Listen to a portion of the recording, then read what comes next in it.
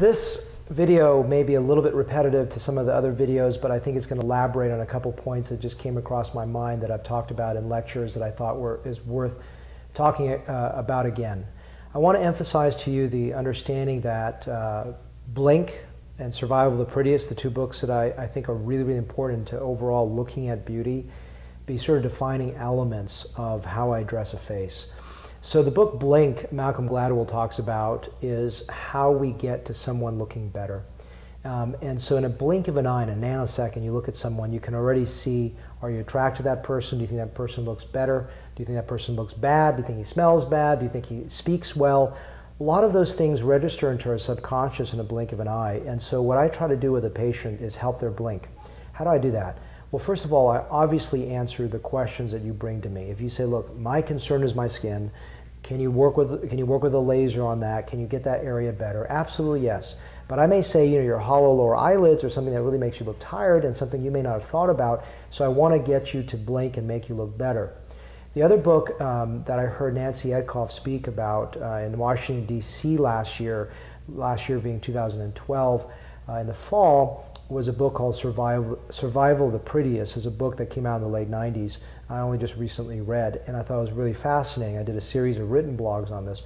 And in that book, she talks very similar to Gladwell about our instinctual feeling about a face. And she uses something that is very interesting. She talks about babies. Babies will actually look at an adult and linger longer on a face that's more attractive than one that is not attractive.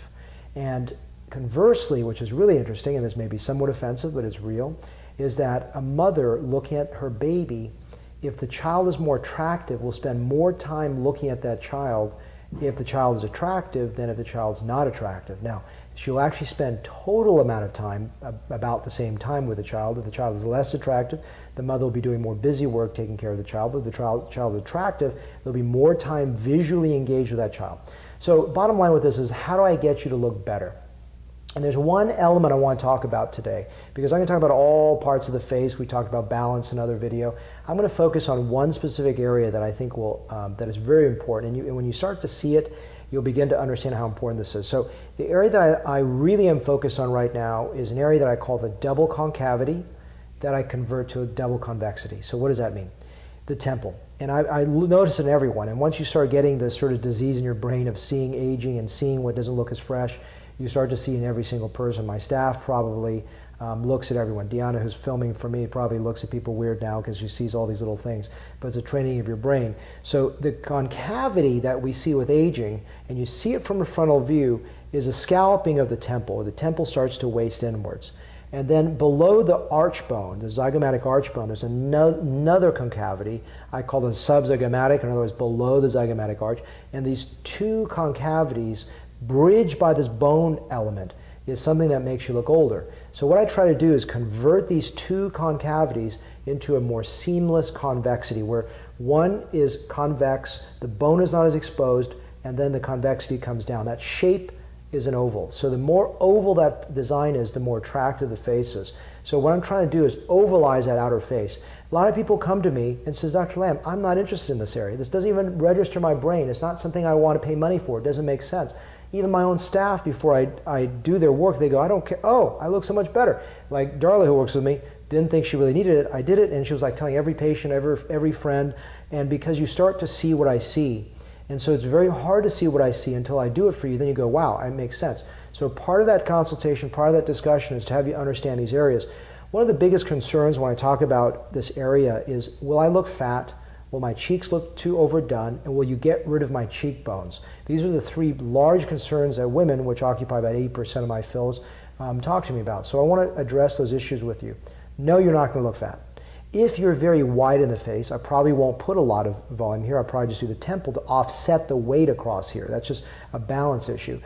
So one, you won't look fat. I'm not here to make people look bad. I'm here to make people look good. So clearly, if you go to someone with bad taste, you're going to create tasteless work. But I'm here to create a balanced look for you. So I'm not going to do that for you. The other thing people are always concerned about is, will I look like a chipmunk? And I always say no. In fact, if anything, I see way overdone anterior cheeks. My goal is to take that cheek and blend it into the face. I remember a lady from Los Angeles had just moved to Dallas. She had these enormous lips, enormous cheeks, beautiful lady, couldn't see the beauty because she looked way overdone in two areas, and I called her the big lip and big cheek syndrome because I see this walking around all the time. And she came in, guess what? Guess for what? Bigger lips and bigger cheeks. I said, you gotta be kidding me. So I blended her outer face into her middle face, and it unified the face, and she immediately said, oh my God, I look so much better. She said, you're better than a therapist in a way. So that's what's so powerful. The other concern women have is, I love my cheekbones. Will you get rid of my cheekbones? I love the definition.